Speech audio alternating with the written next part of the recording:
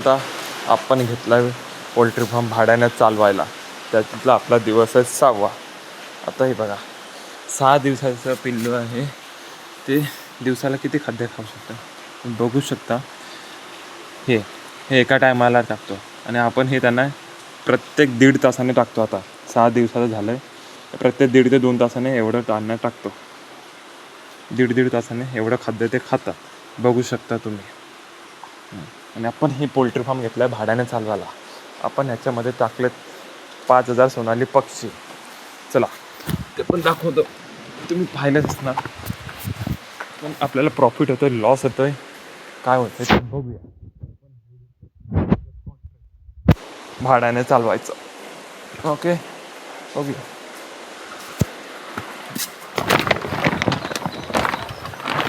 हे आपले ते ही आहे आपली पक्षी. असं घ्यायचं.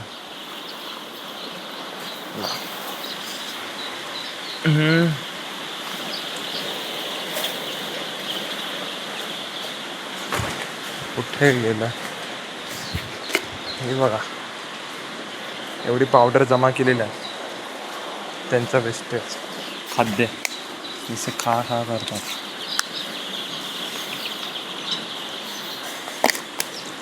बघितलं 5,000 पिल्लं किती खाद्य खातात.